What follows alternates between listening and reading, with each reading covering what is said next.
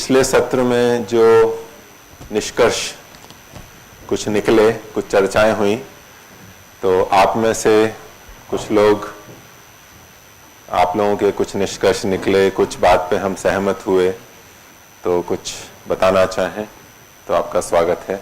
हाँ जी, कोई आप बोलना चाहें? मैंने अपनी बुद्धि से इस पर विचार किया तो कुछ निष्कर्ष निकल के आए हैं जो आपके सामने रखना चाहूँगा। एक तो हमारे अंदर इच्छाएं हैं वो अनेक होती हैं, उनमें से हम पहले एक अपना मूल्यांकन करके कि कौन सी इच्छा मैं आसानी से इस परिस्थिति में पूरी कर सकता हूँ, उस पर विचार करके और फिर उनका एक क्रम निर्धारित कर लें कि कौन सी इच्छा पहले आवश्यक है और कौन सी करना अभी संभव है। और उस पर इस सत्र में चर्चा करेंगे जी। तो पिछले सत्र में जो निष्कर्ष निकले जी, जो चर्चा की उसके आधार पे वो प्रस्तुत करें। क्या उसमें कुछ निष्कर्ष निकला? क्या तो पूरी चर्चा में हम कुछ चीजों से सहमत हुए? क्या कुछ निष्कर्ष निकाल पाए? अभी तक तो निष्कर्ष यही निकला है मेरे विचार से कि हम इनका वर्गीकरण जो कर रहे हैं उस वर्गीकरण पे ही मैं कुछ बोल रहा था, वो शायद संदर्भ से बाहर चला गया हो तो कोई बात नहीं, क्षमा चाहूँगा मैं जी। और कोई बताना चाहें? एक शायद निष्कर्ष हम लगभग सबकी सहमति थी कि सबकी सब इच्छाएं पूरी नहीं हो सकती, नहीं होती हैं, ये शायद सहमति थी। ऐसा कुछ निष्कर्ष निकला था, ऐसा ही कुछ और निष्कर्ष। तो इन निष्कर्ष को जिनको मैंने गिनाया है उसमें आपको कुछ कहना है या असहमति है तो बोल सकते। प्रश्न था कि क्या इन सब इच्छाओं की पूर्ति संभव है? तो संभव तो लगती है अगर पुरुषार्थ करें। अब हम ऐसे कैसे कह रहे हैं कि इनकी पूर्ति संभव नहीं है? जैसा आचार्य जी ने कहा, दो स्तर पे हैं, एक तो व्यक्तिगत इच्छाएं और स्वामी जी ने भी संकेत किया था, और एक हमारी अन्यों के प्रति सामाजिक और सबकी सब इच्छाएं। तो ये प्रथम जो प्रश्न है, क्या इन सब इच्छाओं की पूर्ति संभव है, तो ये है सिर्फ व्यक्तिगत स्तर का प्रश्न। व्यक्तिगत भी है और साथ में जैसे हमने इतनी सारी इच्छाएं लिखी, कमोबेश ये इच्छाएं हैं, क्या ये इच्छाएं सब पूरी हो सकती हैं? तो इसमें दो दृष्टि हो सकती हैं। जैसे आपने कहा कि हो सकती हैं, जैसे स्वामी जी ने कहा था कि कुछ परिस्थितियां और ऐसी हैं कि कुछ हम चाहते हैं होनी चाहिए लेकिन हो नहीं सकती, तो इसमें थोड़ी दृष्टि भेद है। इस पे और मंथन आगे किया जा सकता है, थोड़ा भेद है इसमें। इसको यूं एक निष्कर्ष पर मैं भी थोड़ा सा पहुंचा कि जो जिन इच्छाओं में हम स्वाधीन होते हैं, स्वतंत्र होते हैं, तो स्वयं के पूर्ण विवेक, शुद्ध विवेक, पूर्ण निष्ठा और पूर्ण पुरुषार्थ से हम अपने वैयक्तिक इच्छाओं को, जैसे दुखों से मुक्त होना, दोषों से मुक्त होना, अपने भीतर की दिव्यता को पूरा जागृत करना, अपने भीतर के सामर्थ्य को पूरा जो है पुरुषार्थ करके प्रकट करना, तो अपने स्वयं के शुद्ध ज्ञान से, शुद्ध निष्ठा से और पूर्ण पुरुषार्थ से हम अपने संकल्पों को पूरा कर सकते हैं। वो कितना ही बड़ा संकल्प हो अपने संदर्भ में, माने मोक्ष प्राप्ति सबसे बड़ा पुरुषार्थ है, और उससे पहले अपने भीतर की जो अपरिमित ऊर्जाएं उनको जागृत करने वाला। लेकिन जिसमें आंशिक रूप से हम सफल हो सकते हैं वो ये कि जैसे एक बहुत बड़ा संकल्प हमने रखा समष्टि के कल्याण के लिए, व्यवस्था परिवर्तन। अब ये आंशिक रूप से पूरा होगा। शिक्षा व्यवस्था भी उसका एक पार्ट थी जो यहाँ पर लिखा हुआ है जी। अब उसमें हम कहते हैं कि टैक्सेशन सिस्टम ऐसा होना चाहिए, एग्रीकल्चर सिस्टम ऐसा होना चाहिए, सारे जो है यूरिया, डीएपी सब बंद हो जाने चाहिए, गो हत्या सब बंद हो जानी चाहिए, गो और पशु आधारित खेती होनी चाहिए, फिर व्यापार में जो है वो अहिंसक समृद्धि नहीं होनी चाहिए, सात्विक समृद्धि होनी चाहिए, फिर ऐसी ही शिक्षा व्यवस्था ऐसी होनी, चिकित्सा के संदर्भ में ऐसे ऐसे ये होना चाहिए। तो ये आंशिक रूप से हमारी इच्छाएं पूरी होंगी। माने अभी तक का इतिहास भी इस बात का साक्षी है कि समष्टिगत जो हमारी इच्छाएं होती हैं, जिसमें समाज कारण बनता है, राजनीति कारण बनती है, संसाधन कारण बनते हैं, मानव संसाधन और मनुष्येतर संसाधन कारण बनते हैं, वो आंशिक रूप से ही हमारी इच्छाएं पूरी हो सकती। जैसे यहाँ पे किसी ने लिखाया था, अप्रिय आचरण ना हो मेरे प्रति, इस इच्छा की पूर्ति स्वामी जी ने कहा क्या हमारे लिए स्वयं के अधिकार पे संभव है या दूसरों पे आश्रित है? क्या लगता है, पूरी होगी? और जो ऐसे सोचेगा फिर वो दुखी रहेगा जिंदगी भर। जो हमारे अधिकार में है वो तो ये जन्म है अभी, तो वर्तमान की स्थिति का विश्लेषण कर लें और जी, और अगला जन्म कैसा मिलेगा वो एक इच्छा हो सकती है, और उस जन्म में कैसी परिस्थितियां होंगी, उस समय शुद्ध दूध उनको उपलब्ध होगा कि नहीं होगा पहलवान बनने के लिए, तब तक अगर आप सफल हो गए तो शायद हो जाएगा। आचार्य जी, इसमें क्योंकि अगला जन्म भी हमारे अधीन है, क्योंकि कर्म तो हमारे अधीन है और कर्मों का फल ही अगला जन्म है, इसलिए हम अगले जन्म को अंधकार में देखें यह अविवेकपूर्ण दृष्टिकोण होगा। जी, इसमें तो कई ऋषियों के वो भी खंडित हो जाएंगे। जैसे महर्षि दयानंद जी कहते हैं कि हम जब मतलब हमें योग साधना करनी, समाधि सिद्ध करनी है तो कई जन्म लगते हैं। अब यदि अपन इस जन्म में नहीं कर सकते, अगले जन्म में पता नहीं परिस्थितियाँ क्या होगी और क्या होगा, तो फिर तो ये तो काम हो ही नहीं सकता। तो अगले जन्म में मतलब हमने इस जन्म में यदि प्रयास किया तो अगले जन्म में हम उसमें और आगे बढ़ेंगे ही। बिल्कुल भगवान उस प्रकार की व्यवस्था हमें बना के अवश्य देंगे यदि हमारा कर्म वैसा है तो। जी, तो हमारे हाथ में है पूरा। मेरा कथन उस दृष्टि से था क्योंकि स्वामी सत्यपति जी को सुना मैं कई बार कहते हैं कि अगर इस जन्म में शास्त्रीय कथन के आधार पर इस जन्म में अगर मोक्ष प्राप्त नहीं हुआ तो विफल हो गया, तो अधिकार में तो कर्म का अधिकार तो अभी का ही है। तो अभी हम क्या कर सकते हैं, बाधाएं क्या हैं वो तो अभी की हैं, भविष्य की बाधाएं शायद हमें परिस्थितियां अभी पता नहीं है। क्योंकि एक और कथन है जी कि मनुष्य कर्म करने में स्वतंत्र है। वर्तमान के पुरुषार्थ को प्राथमिकता देने के लिए इस जन्म को बहुत महिमा देनी पड़ती है जी। वही उपनिषद में विकाई है, चेत अवेदित अथ सत्यम अस्ति न चेत यह वेदित महति विनष्टि है कि इसी जन्म में और इसी समय सत्य को, आत्मा को साक्षात कर लिया तो शुभ है हमारे लिए, नहीं तो महाविनाश है। इसका मतलब यह नहीं कि आगे यह सृष्टि क्रम ही अवरुद्ध हो जाएगा। तो ऐसा इसका प्राथमिकता देने के लिए इस जन्म को महिमा देनी पड़ेगी और पुरुषार्थ को बढ़ाने के लिए। ओम, सारी इच्छाओं के पीछे जो मूल संबंध है वो यही है कि हर इच्छा के पीछे व्यक्ति सुख चाह रहा है। तो अन्य इच्छाओं और सुख चाहना उसकी क्या संबंध है आपस में? हर इच्छा के पीछे सुख है, तो जो सुख का संबंध है वो सभी से है, सारी इच्छाओं से है।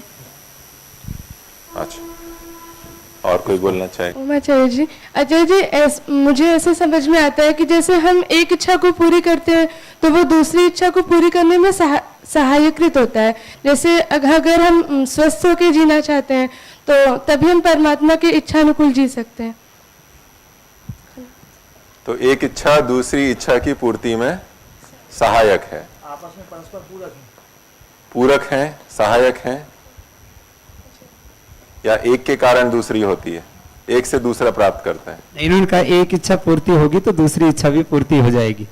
शरीर बलवान होगा, मस्तिष्क प्रज्ञावान होगा, ऐसे कुछ हमारे पास में संसाधन होंगे तो कुछ हम परोपकार आदि कर पाएंगे। मैंने एक इच्छा पूर्ति होने से इच्छाओं की पूर्ति की एक श्रृंखला तैयार होगी।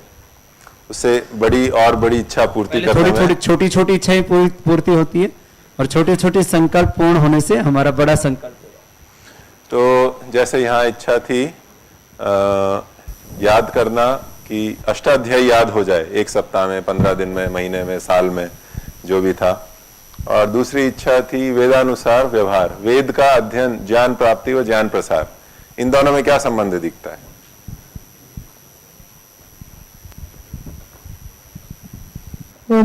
क्योंकि अष्टाध्यायी बेस है, इसकी वजह से अगर अष्टाध्यायी शुरू अच्छे से ही होगी तो आगे जाके भी वो एकाग्रता अष्टाध्यायी से ही बनेगी, आगे जाके भी उसकी एकाग्रता वैसी ही रहेगी, तो वो बहुत जल्दी आगे वेद का जो भी पढ़ाई है वो अच्छे से कंप्लीट कर पाएगा। और कुछ और क्या? जी सुन। मैं सोचता हूं इच्छा हम आज कर रहे हैं और यदि स्थिति ठीक हमें जानने की इच्छा है तो इसे समझ लें कि आज ही वो पूरी हो गई, उसके बाद क्या करूँगा, वो इच्छा भी पूरी हो गई, फिर क्या करूँगा। तो इसमें गंभीरता की जो बात अभी स्वामी जी ने कही, तो मैं समझता हूँ कि हम अपने भीतर इस बात को गहराई से पकड़ें कि मान लो ये इच्छा पूरी होगी, उसके बाद क्या, वो इच्छा पूरी होगी, उसके बाद क्या, वो इच्छा पूरी होगी, उसके बाद क्या। तो अंतिम इच्छा के परिणति पर पहुंच जाएंगे और फिर यहाँ से इच्छाएं बनाने का प्रारंभ करेंगे, तो इच्छाएं हमारी पूरी होती चली जाएगी। यदि अंतिम परिणति को प्राप्त नहीं किए और इच्छाएं करते रहे तो इच्छाओं के जाल में फंसते जाएंगे। एक इच्छा के पूरा होने पर दूसरी इच्छाएं भी उत्पन्न हो जाती हैं, ये भी एक संबंध है। लिखूं अगर सहमति इच्छाओं से मुक्त नहीं होगा जी। अभी अपना जो प्रश्न है स्वामी जी कि इन इच्छाओं में परस्पर क्या संबंध है, ये संबंध भी बहुत महत्वपूर्ण है जी। एक संबंध कि है एक इच्छा क्रमिकता का संबंध है, क्रमिकता का कि संबंध एक इच्छा पूरी हुई तो दूसरी इच्छा पैदा हो गई, दूसरी इच्छा हुई तो तीसरा, तो एक चक्रव्यूह बन गया और उसमें से निकल नहीं पाता आदमी यदि उसका इच्छाओं के बारे में पूरी स्पष्टता नहीं, अंतिम जो अंतिम इच्छा है उसकी जी। वो उसके सामने स्पष्ट नहीं है, तो इच्छाओं में ये भी संबंध है, जैसा कि भौतिक इच्छाओं में। प्रमाण में भी ये आया श्लोक था। दिया था मनुस्मृति का, ठीक है। ये इस विषय में ये हर जगह नहीं घटेगा। यदि ये हर जगह घटेगा तो कभी अकाम हो ही नहीं सकता व्यक्ति। ठीक बात। एक के बाद दूसरी होने ही बिल्कुल पक्का नियम हो गया तो फिर तो समापन कहाँ होगा। जी भौतिक इच्छा के संदर्भ में जी, मतलब इच्छाएं तो बहुत सारी हैं लेकिन भौतिक इच्छा ही समाप्त नहीं होगी। नहीं, कुछ बहुत सारी इच्छाएं हैं, उनमें कुछ इच्छाओं में ये संबंध इनका भी सुझाव रख लीजिए, ये भी एक सुझाव है इनका भी। इच्छाओं में आपस में संबंध। ओम, हाँ जी।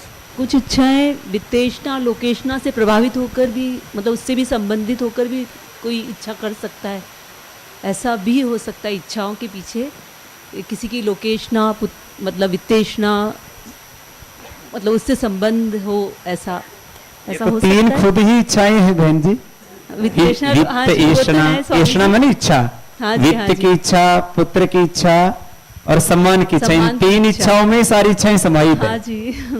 तो संबंध इस तरह का ढूंढना है संबंध, हाँ। कि मान लिया मकान लिया, घर लिया, क्यों लिया, एक और इच्छा है सुख से रहना, दूसरा इच्छा है मकान लेना, इसमें कुछ संबंध है क्या।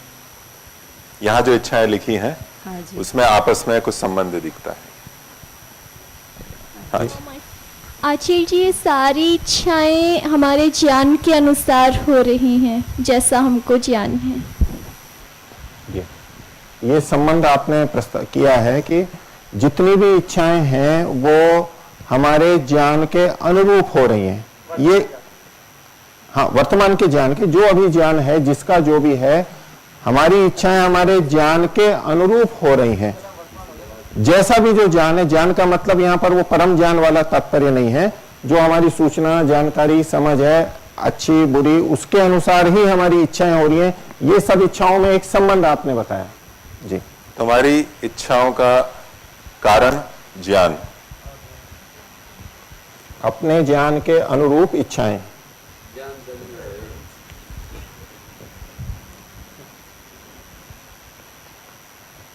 मेरा सुझाव कि हर इच्छा के मूल में दुख से निवृत्ति हमारी जो है, इसको और अलग ले लेते हैं, हाँ इसको अलग ले लीजिए। अलग ले लेते हैं, ये भी एक दृष्टि मैं उसको है उसका विरोध नहीं कर रहा हूँ। जी। तो अर्थात इच्छाओं में दुख से निवृत्ति भी एक संबंध हम देखते हैं। हाँ, मेरे हिसाब से दुख की निवृत्ति ही है। दुख की निवृत्ति, ठीक जी। और कोई? आचार्य, ये मुझे लगता है कि जो सारी इच्छाएं हैं वो सभी इच्छाएं वेद से जुड़ी हुई हैं। वेद, अगर हम वेदों के अनुसार आचरण करने लगे तो इन सभी इच्छाएं, जितनी भी हमारी इच्छाएं हैं, किसी की भी इच्छाएं हैं, कोई भी छोटी से छोटी, बड़ी से बड़ी इच्छा है, हम उसकी पूर्ति भी कर सकते हैं और आगे हमें इच्छा ना भी हो ऐसी भी स्थिति हमारी बन सकती है। तो वेदानुसार आचरण जो लिखा है वो इन इच्छाओं की पूर्ति कर सकता जी, है। सभी इच्छाओं को समाहित कर सकता है, उनकी पूर्ति कर सकता है। जैसे वेद में लिखा है ऐसा आदमी बन जाए, ऐसा आचरण अगर करने हाँ लगे, वही ऐसा व्यक्ति बन जाए तो सभी सारी सारी इच्छाएं इच्छाएं पूर्ति हो सकते हैं। यहाँ विपरीत इच्छाएं भी आई थी पाप कर्मों की, शुभ इच्छाओं के बारे में, शुभ इच्छाओं शुभ की, इच्छाओं नहीं शुभ इच्छाओं के बारे में जी। वो सात्विक इच्छा बोल। पीछे कुछ कोई बोलना चाह रहे थे ओम। जी। अभ्युदय और निश्रेयस का सिद्धि करने के लिए पुरुषार्थ का मार्ग है सब, और मोक्ष के द्वार खुलने के लिए खड़े होकर ये सब इच्छाएं हैं। अभ्युदय और निश्रेयस का जो मार्ग के लिए पुरुषार्थ अभी वर्तमान में करने के लिए है, और अंतिम इच्छा की मोक्ष के ओर, वो दोनों सिद्ध करके मोक्ष के ओर ले जाने के लिए इच्छा है सब जी। अंतिम और आगे बढ़ेंगे। इनमें परस्पर संबंध क्या है इस संदर्भ में बताएं। परिस्थितियों के हिसाब से भी हमारी इच्छाएं बदलती रहती हैं, जन्म लेती रहती हैं। इच्छाएं बदलती रहती हैं, ये भी इच्छाओं में एक हो गया, ठीक है। इच्छाएं बदलती रहती हैं, ये जो था अपने ज्ञान के अनुरूप इच्छाएं होती हैं, तो इच्छाएं बदलती हैं, ठीक है। कई इच्छाएं ऐसी भी होती हैं, लोभ लालच को देखकर भी इच्छाएं की जाती है परिस्थितियों के अनुरूप जी। वो कारण तो ठीक है, बदलती हैं, बस एक इतनी बात लिख देते। कुछ इच्छाएं जिसके मूल में परोपकार है, कुछ इच्छाएं जिसके मूल में आत्मोन्नति है, कुछ इच्छाएं जिसके मूल में हिंसा है, यानी दूसरों को कष्ट देना। ये कुछ इच्छाएं जिसके मूल में आत्मोन्नति है, कुछ इच्छाएं ऐसी है जिसके मूल में परोपकार की भावना है, और कुछ इच्छाएं ऐसी हैं कि जिसके मूल में दूसरों को पीड़ा देने की भावना है। इनमें परस्पर में क्या संबंध क्या है? ये थोड़ा सा वर्गीकरण जैसा हो गया जो आपने कहा। यहाँ हम थोड़ा देखना चाहते हैं एक से दूसरे पे। यहाँ भी कुछ वैसे एक जैसी आ गई हैं, लेकिन जैसे इसमें लिखा है कि इच्छाओं के मूल में जी अपना मुख्य विषय वास्तव में ये थोड़ा आ गया ये। हाँ। और हमारा है कि एक इच्छा का दूसरे से क्या संबंध, क्या दृष्टि से कुछ वैसे आपस में कोई संबंध है क्या? ये समानता एक अलग बात होती है, और संबंध मतलब एक का दूसरे पे क्या प्रभाव पड़ता है, उस दृष्टि से प्रश्न वास्तव में मुख्य वैसा है। तो फिर उसमें कार्य कारण या साध्य साधन रूप में संबंध रहता है प्राय। तो जैसी बात आई कि कुछ आगे की इच्छाएं हैं और उससे जो कुछ अन्य भौतिक साधन है इत्यादि, वो कारण कार्य का संबंध है। एक इच्छा दूसरी में सहायक होती है इसके अंतर्गत, ठीक है। तो एक दूसरे की विरोधी है और सहयोगी है, और आपने क्या कारण कार्य का संबंध है, कार्य कारण या साध्य साधन, साध्य साधक संबंध। तो कुछ तो साध्य है और कुछ उसके साधन है। कुछ कार्य है, कुछ उसके कारण। तो इसमें से कुछ दिख रहा है जो साध्य है और कुछ साधन है? कुछ उदाहरण लेंगे इसमें। जैसे वो शास्त्र ज्ञान था, वेदानुसार व्यवहार, वो मुक्ति में सहायक मिलेगा।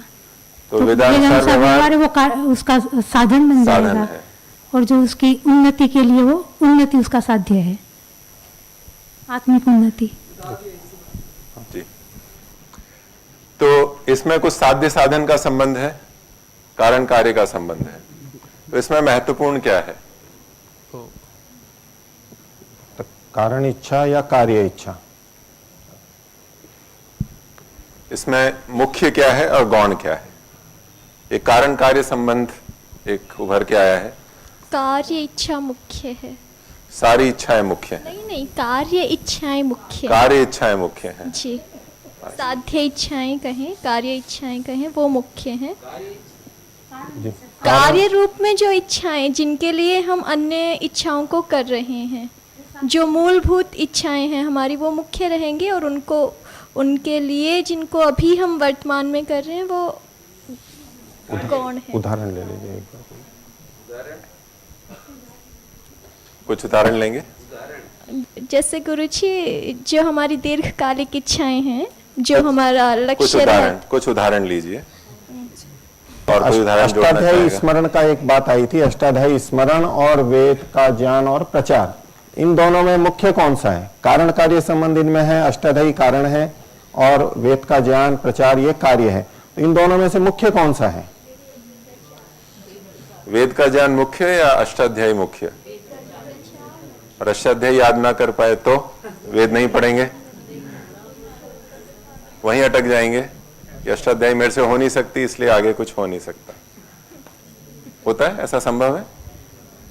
जो जिसके लिए होता है वो, जैसे अष्टाध्यायी यदि वेद के लिए तो वेद मुख्य है और अष्टाध्यायी उसका साधन है। साधन साध्य में हमेशा साध्य मुख्य होता है। तो क्या साध्य के लिए साधन कोई छोड़ा जा सकता है या बदला जा सकता है? नहीं, साध्य के लिए जो साधन है वो अपनाना ही पड़ेगा। जिस साधन से साध्य सिद्ध हो रहा है उसको तो लेना ही पड़ेगा जी। और एक से अधिक साधन हो सकते हैं किसी साध्य के? एक से ज्यादा भी हो सकते हैं। साधन भी मुख्य है, साधन के बिना भी साध्य नहीं मिलता है। पर जैसे साधन और साध्य में यदि मुख्य और गौण की बात देखें तो साध्य मुख्य है, क्योंकि साधन साध्य के लिए, लेकिन मुख्य होते हुए भी साधन के बिना नहीं होता, तो उस दृष्टि से तो साधन भी अपना अस्तित्व रखता ही है। इसमें ये बात आई कि साध्य मुख्य है, तो जैसे वेद अध्ययन मुख्य है, उसमें व्याकरण एक साधन है, साधन तो रहेगा ही हमेशा अपनी उसकी भूमिका, लेकिन वेदार्थ को बिना व्याकरण पढ़े लोग भाष्य आदि दूसरे भाषांतर के माध्यम से, अनुवाद आदि के माध्यम से भी पढ़ सकते हैं। उतना बढ़िया नहीं होगा, लेकिन साध्य, यदि हमारा साध्य वेद है तो हम उनको उसको दूसरे माध्यम से भी उतना अर्थ में ना समझे जितने अर्थ में समझना है, दूसरे साधनों से भी समझ सकते हैं। मुख्यता तो इस रूप में भी दर्शाती। इसमें थोड़ा ये भी हमें देखना है कि साधन तो हमने कर लिया और साध्य नहीं आ पाया। साधन अष्टाध्यायी तो याद कर लिया और कर लिया, लेकिन साध्य नहीं आ पाया। क्या ऐसा साधन जिसका साध्य नहीं हो पा रहा है, उसकी क्या उपयोगिता है, ये भी एक साथ में इसमें विचारने का बिंदु है। सौरभ जी इत्यादि हम प्रोफेशनल उसमें काफ़ी काम करते हैं, तो वहाँ ये अक्सर बहुत देखा जाता है कि साधन में लगे हुए लोग हैं और इतने लग गए कि साध्य को भूल गए। कहते हैं कि धन का अर्जन किस लिए? भोजन सुख के लिए। धन के अर्जन में इतना व्यस्त हो गए कि ईश्वर का सुख तो दूर की बात, भौतिक सुख भी गायब हो गया। देखते हैं आपकी कंपनी में 12, 14, 16, 18 घंटे काम करते हैं लोग जी। हाँ ओम, जैसे इसमें साधन और साध्य के बारे में पूछा गया, तो इसमें जैसे श्रेय मार्ग पर चलना, तो श्रेय मार्ग पर तब चलेंगे जब ज्ञान होगा। जैसे फिर अष्टाध्यायी स्मरण की बात आई, तो वो जब होगी जब तीव्र बुद्धि होगी। तो इनमें साधन और साध्य का संबंध हो गया, जो ये उदाहरण दिए गए यहाँ पर इच्छाओं का। मुख्य कौन है? मैं एक उदाहरण देता हूँ, शायद बात स्पष्ट हो। जैसे आचार्य जी ने कहा, अच्छा भोजन आचार्य जी का इच्छा है, साध्य है। हाँ? एक साध्य है अच्छा भोजन, उसमें अब वो भोजन मैं स्वयं ही उगाऊंगा तभी वो भोजन करूंगा, या किसी और से भी उगवा सकता हूं। और अगर एक रास्ता सफल नहीं हो पा रहा है ना, भोजन कई तरह से प्राप्त किया जा सकता है। आप में से कुछ लोग उगाते भी होंगे, किसानों के परिवार से होंगे, यहाँ भी उगाते होंगे। हम जैसे कुछ लोग दूसरों के उगाए हुए का उपयोग कर लेते हैं। तो साध्य उसमें मुख्य रहा अच्छा भोजन, या उसमें साधन मुख्य कि मैं तो ऐसे ही करूंगा, जब तक ऐसे नहीं करूंगा तब तक भोजन ही नहीं करूंगा। एक बहुत एक साधारण सा उदाहरण दिया मैंने, शायद बात स्पष्ट हुई हो जी। आप हो चुके हैं, और कोई बोलना चाहे? माइक। ये साधन साध्य में दृष्टि भेद के ऊपर नहीं है कि जहाँ एक दृष्टि से देखें तो साधन जो अपरिहार्य है वो तो मुख्य हो ही जाएगा। दृष्टि के अनुसार जो है ना, मतलब साध्य को मुख्य रखते हुए भी जब साधन की तरफ से देखेंगे तो साधन मुख्य है, नहीं तो साध्य कैसे मिलेगा। जैसे योगांगा अनुष्ठान नहीं करेगा तो उसका अशुद्धि क्षय कैसे होगा। कुल्हाड़े को उसके ऊपर शाखा के ऊपर नहीं पटकेंगे तो कैसे कटेगी। तो आप भिन्नता होने पर वो साधन होगा। तो आपने एक शब्द का प्रयोग किया अपरिहार्य, इसके साथ जुड़ा हुआ है परिहार्य जी। तो इसमें कुछ संबंध दिखता है, कुछ अपरिहार्य हैं, कुछ परिहार्य हैं, कुछ हैं जिससे हम बच नहीं सकते, करना ही है, आवश्यक है, अपरिहार्य परिहार्य। तो इसमें कुछ दिक्कत हाँ, वर्गीकरण इस लिस्ट कुछ में? चीजें ऐसी हैं जो अपरिहार्य हैं, जैसे भोजन अपरिहार्य है पर उसकी क्वालिटीज और उसकी वो तो परिहार्य हो सकती है। भूख लगी तो उसको भूख को शांत करने के लिए वो तो अपरिहार्य है, पर उसमें जो अभिरुचियां होती हैं कि मैं तो ऐसा ही भोजन करूंगा, उसको तो हटाया जा सकता है। जी, तो इसमें इस वर्गीकरण गुरुजी ने एक प्रस्तुत किया, परिहार्य अपरिहार्य, तो इसमें कुछ दिखता है? कुछ हमारी जरूरतें होती हैं, आवश्यकताएं होती हैं, कुछ हमारे लग्जरीज होती हैं जी, तो वो परिहार्य हैं और आवश्यकताएं तो करनी पड़ेगी। ये आईपैड परिहार्य अपरिहार्य? अभी तो आपके लिए अपरिहार्य हो रहा है जी। और अगर मैं ये निर्णय हम गुरुजी के लिए आईपैड की बात कर रहे हो या अपरिहार्य, इनके लिए अपरिहार्य नहीं है जी, हाँ, उसके बिना रह सकते हैं जी। न इस साधन और साध्य में, बिना साधन के तो साध्य मिलेगा नहीं, साधन की भिन्नता हो सकती है। जैसे मुझे यहाँ से दिल्ली जाना है तो उसमें साधन तो चाहिए, मैं विमान से जाऊं, हेलीकॉप्टर से जाऊं, मैं गाड़ी से जाऊं, घोड़े से जाऊं, पैदल जाऊं, साइकिल से जाऊं या आकाश गमन करके जाऊं, आकाश कोई भी एक, माने साधन के बिना साध्य मिल ही नहीं सकता। साधन अपरिहार्य है, साध्य ध्येय होते हुए भी साधन अपरिहार्य, साधन की भिन्नता हो सकती है। साधन तो ऐसे हैं जहाँ विकल्प भी नहीं मिलता, तब क्या करेंगे?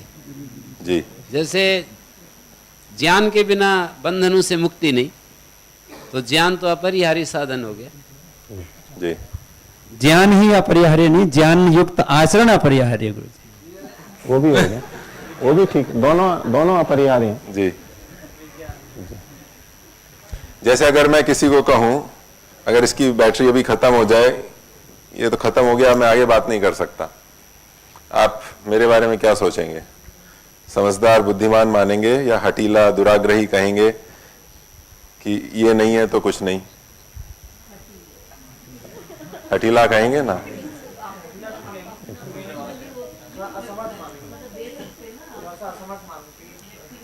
तो आप कहेंगे कि ये भी तो है, इसमें देख के ही कर लो। जी।